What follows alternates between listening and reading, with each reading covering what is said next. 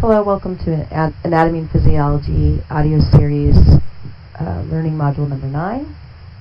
This module we'll discuss blood vessels as well as blood. The chapters I would like you to read this week include chapters 15 and 16 in order to be prepared for class next time. Keep in mind that any information in this module is fair game for exams, and you will also perhaps have a quiz over this material when we get to class next time. Let's begin. Okay, there's 5 functions of blood vessels. Number 1, they act as a delivery system. Okay, so they deliver substances. What kinds of substances? Amino acids, glucose, salts, water, hormones, whatever. They deliver stuff to the cells. Remember, everything that you do in your body, you do for your cells. So your cells need to have like their own little feeding tube.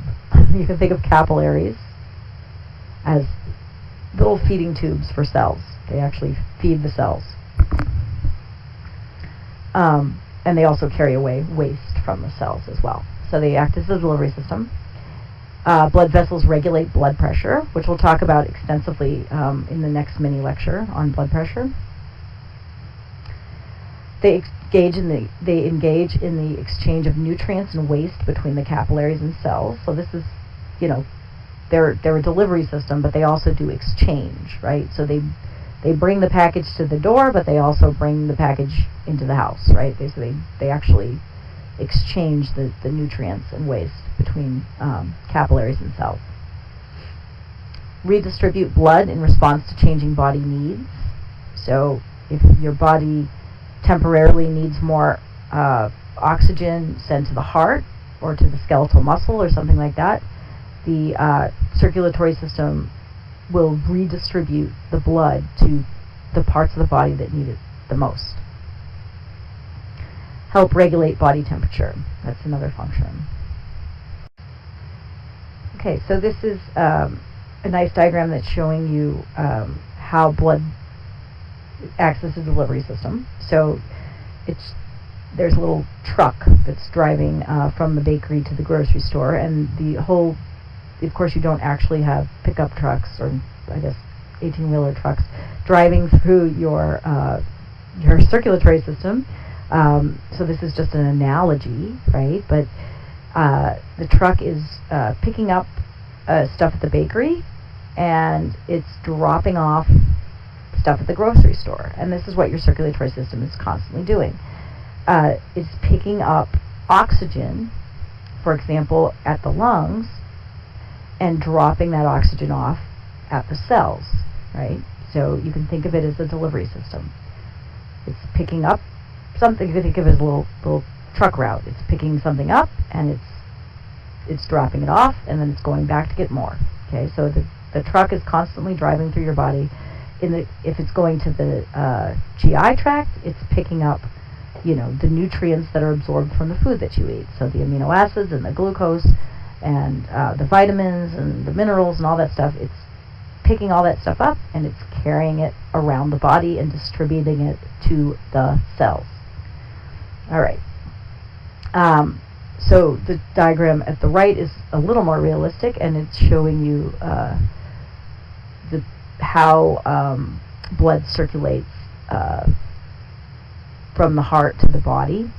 And a key concept here is that arteries carry blood away, artery away, think a artery away from the heart.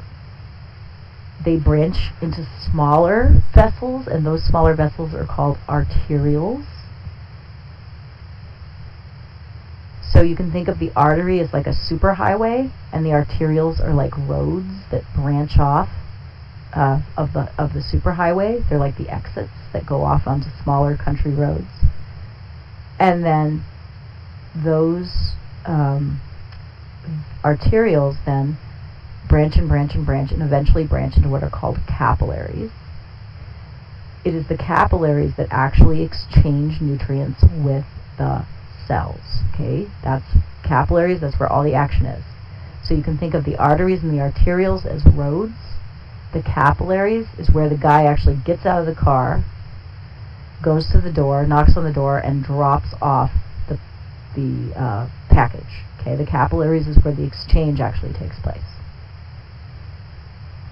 Okay, so here in this picture, the artery is red and the vein is blue. This is almost always the case, but not always. So don't get into the habit of thinking arteries red and veins are blue, because that's not always true. And we'll talk about why that is in next couple of classes. But then the capillaries come together and form what are called venules.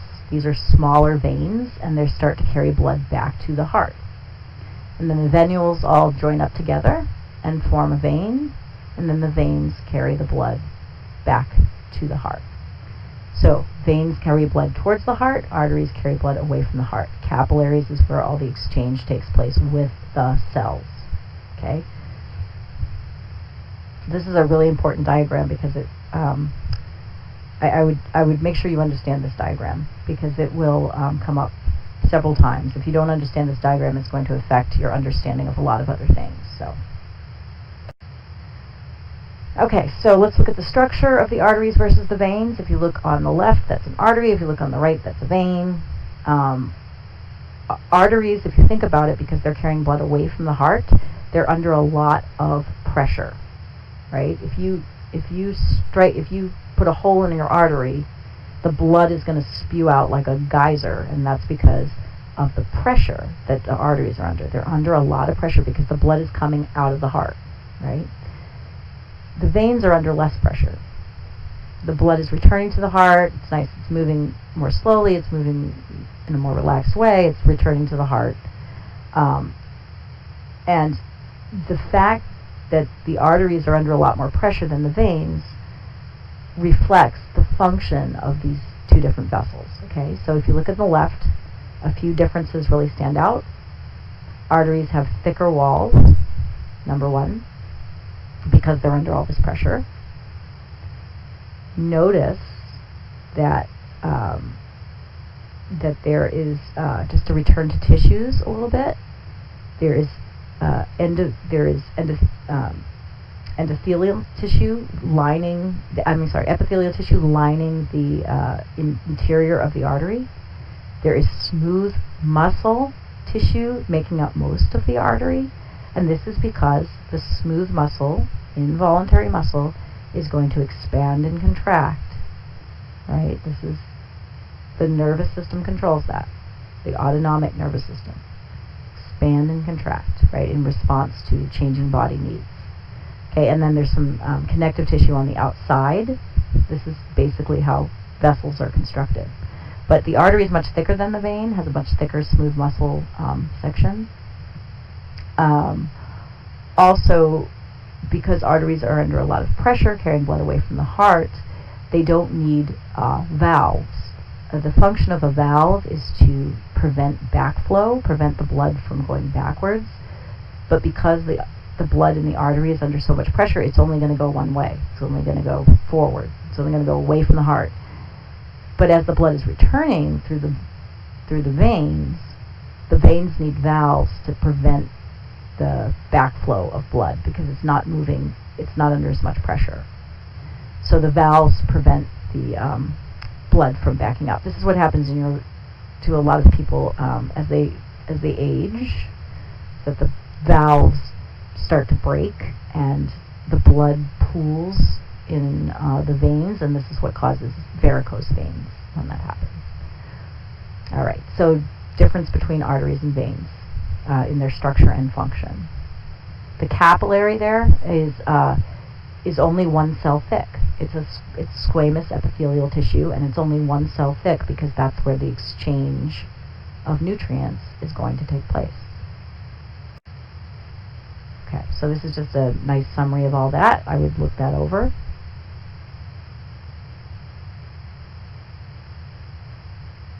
Both arteries and veins, by the way, are under autonomic control. Keep that in mind. All right, think of all of so we already discussed this, but this is a good way to think of it. That all the cells are like houses, and each house needs food and oxygen delivered to it. The arteries and veins are the superhighways. The arterioles and venules are smaller roads. Finally, the capillary is the path leading up to the door of the cell, actually delivering the goods. Okay, so if you think of that analogy, it'll help you understand the circulatory system better. We already discussed this, so I don't know why I haven't heard it again, to be honest, but you can check it out again if you want to. Move on.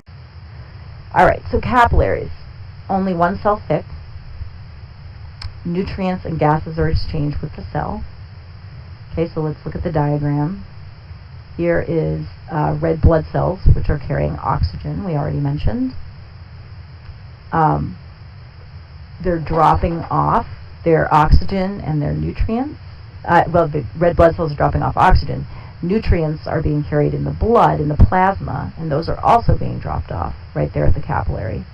The capillary is only one cell thick, so it's easy for the nutrients and oxygen to get to the cells.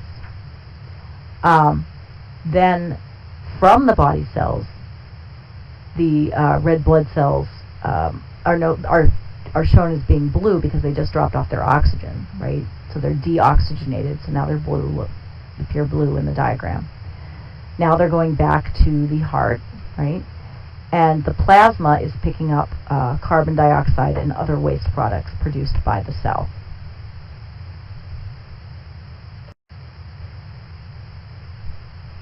Alright, this diagram looks more complicated than it is.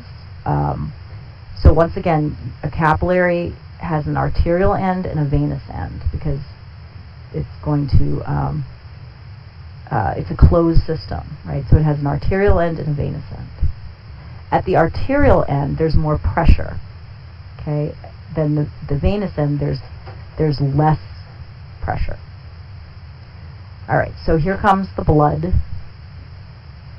It just came out of the heart. It traveled through the aorta. It traveled through arterioles and eventually arrived at the capillary.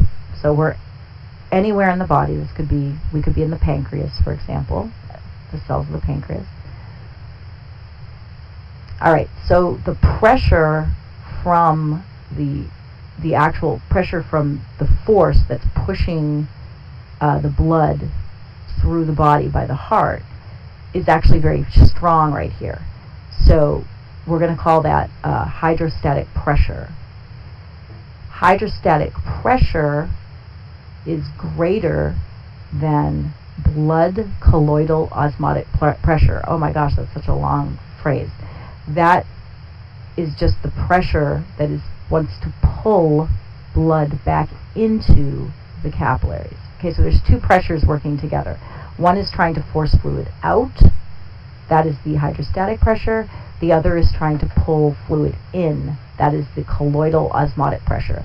There's some proteins in your blood, specifically albumin, that have this effect. They like to pull fluid back into the blood. So there's two pressures working there. The one pressure is forcing stuff out of the blood. The other pressure is pulling stuff into the blood. So at the arterial end, the pushing out is stronger than the pulling in.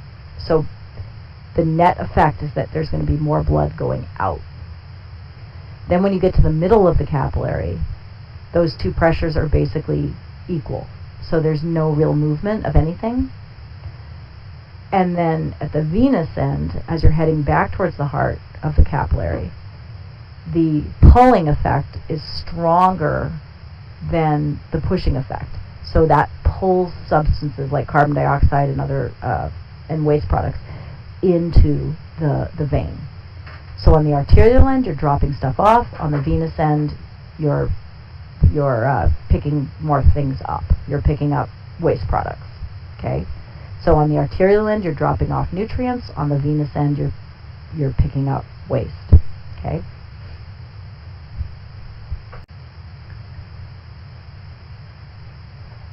So these are the forces at work. Diffusion is the movement of substances passively. We already mentioned this in past lectures, from high to low concentration.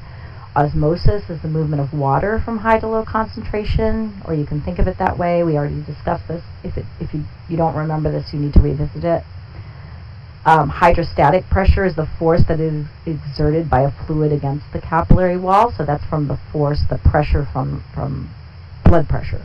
It's the pressure that's forcing fluid out of the capillary. Blood colloidal osmotic pressure is the force exerted by proteins, notably albumin, and it pulls water and dissolved substances back into the circulatory system. And then filtration pressure is the hydrostatic pressure minus the osmotic pressure. So there's all kinds of different pressures that are happening at the capillaries. That's basically the take-home message of this slide. All right, so dehydration, when somebody is dehydrated, the lack of water in the blood pulls fluid from the interstitial spaces and the cells. Okay, the interstitial spaces are just the spaces between the cells. We've mentioned them several times. And the lack of water in the blood will pull fluid from the interstitial spaces. So it tends to, it's pulling the fluid out of your tissues, in other words, and into the blood when you're dehydrated. So that may be reflected in your skin, for example, which will be not as elastic because it doesn't have that fluid in there. Edema is when there's too much fluid in the interstitial spaces. So fluid, instead of being pulled into the blood, it's pushed out of the blood vessels, and there's too much fluid in the interstitial spaces. So in the case of edema, you actually see a building up of fluid, and you see that as a swelling in the tissue. Just some applications for you of these pressures that exist at the capillaries. All right, so blood vessels also distribute blood flow in rest and exercise. So just notice at rest, the blood is distributed in different ways. So a lot of blood is in the skeletal muscle, there's a little bit in the skin, a lot of it in the kidneys, a lot of it in the abdomen and other places. During exercise, just notice how most of the blood now is flowing to the skeletal muscle. Okay, so exercise redistributes the blood flow, in other words. So this is another function of blood vessels. They also regulate body temperature. During exercise, blood vessels do what's called vasodilation. That just means that they dilate, they open up, right? They get wider. And that's to get rid of heat. So when you're really, really hot, your blood vessels dilate, and that's to get rid of more of your body heat so you don't overheat. During cold weather, blood vessels vasoconstrict, that is, they get smaller, and that is to hold heat in the body, to keep the body warm. Okay, this is homeostasis, once again, and this is regulated by blood vessels, but ultimately by the part of the brain known as the hypothalamus. Okay, blood is a connective tissue. I already mentioned that. It contains cells embedded in an extracellular matrix that just happens to be liquid. We call that plasma. There are three types of cells. You have your erythrocytes, which carry oxygen, your leukocytes, which are involved in immunity, and your thrombocytes, which are involved in blood clotting. We already looked at this little diagram in your book. Blood is composed of 55% plasma, which is water and dissolved substances, and 45% formed elements, erythrocytes, leukocytes, and thrombocytes. Erythrocytes carry oxygen, leukocytes are involved in immunity, thrombocytes are involved in blood clotting. Hemopoiesis is the birth of blood cells that takes place in the bone marrow. So we talked about this diagram when we were looking at your book, so it doesn't hurt to revisit it. This is where blood cells are born, whether they're erythrocytes, leukocytes, or thrombocytes. This is where they are born. Red blood cell production is stimulated by a hormone released from the kidneys called EPO. So we're going to talk about EPO a lot in the next few sessions, next few classes. So just for now, know that EPO is a hormone that's released by the kidneys. What does it do? It stimulates the production of red blood cells, specifically. Okay, so EPO stimulates red blood cell production. Their function is to carry oxygen. It's their only function. If you look inside a red blood cell, you'll see that there are millions of proteins called hemoglobin. That's the type of protein that is very common in a red blood cell. If you look at the diagram here, it shows you that the purple folded thing that's the hemoglobin molecule. And the hemoglobin molecule then contains iron. And it is the iron that actually bonds with the oxygen. When the red blood cell picks up oxygen, it's the iron that actually bonds with it. So red blood cells live for about 120 days, and then they are dismantled. So look at that sad old ancient red blood cell there with the cane and everything on the left. So once he is too old and can no longer serve his function of delivering oxygen, the red blood cell is broken down. Okay, what is it broken down into? It's broken down into its component parts. So the hemoglobin is removed.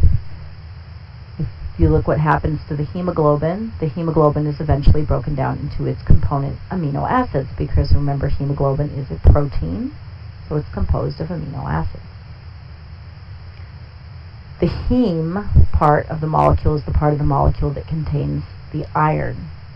And the heme is broken down into iron and bilirubin. Bilirubin is another substance that you find in the heme group. Bilirubin then is secreted through bile by your liver, right? Which is then stored in the gallbladder and then released into your GI tract. So that's how you get rid of the bile part of the red blood cell, is through your GI tract. Iron is produced, is released from the heme group. And iron is actually stored or recycled. You don't really get rid of iron. Your kidneys don't get rid of it. Your GI tract doesn't get rid of it. The way you lose iron is by bleeding. Okay, that's about the only way that iron gets out of your body. So if you're always bleeding somewhere.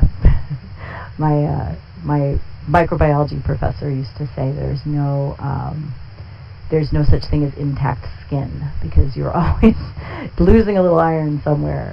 So if you're not losing it that way, then iron is usually stored in the body and or recycled, so used again to make more red blood cells, in other words. So you're always losing a little, so you need to replenish your iron stores by consuming iron in the food that you eat. Okay, so that's the life cycle of a red.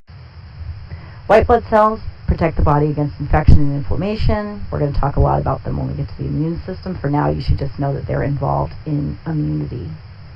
The other thing about white blood cells is that, whereas red blood cells are trapped inside the vessels, the white blood cells, some of them can actually crawl around. They can actually leave the blood vessels and go out into other places in the body, into the tissues. Thrombocytes are the platelets. How they work is they form what's called a platelet plug. So if you look at the diagram here on the left, this unfortunate gentleman has just cut his finger. So keep in mind that blood clots are necessary and important.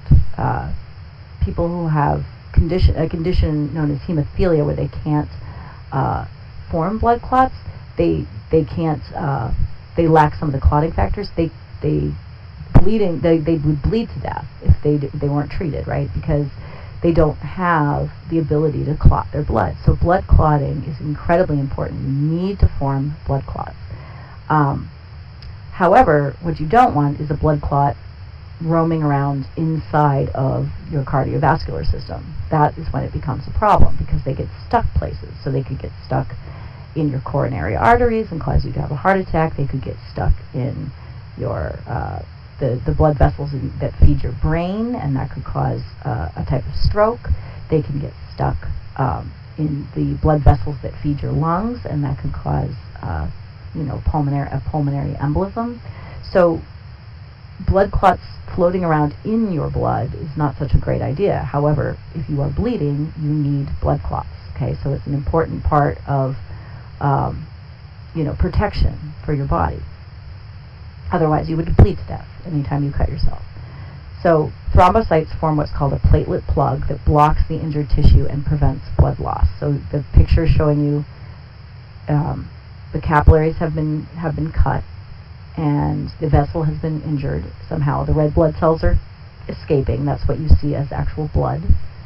And the second part there, part B, shows you the formation of a platelet plug. So those are the platelets that have come to the rescue and have sealed up the hole so that there's no more loss of blood. After a while, after the platelet plug has initially blocked the bleeding, then the blood clot comes along. So there's a picture of a blood clot, there's some red blood cells, and there's something called fibrin threads, which are just proteins that kind of hold the red blood cells together, and that's what a blood clot looks like. That's the anatomy of a blood clot. Alright, so this is the formation of a blood clot.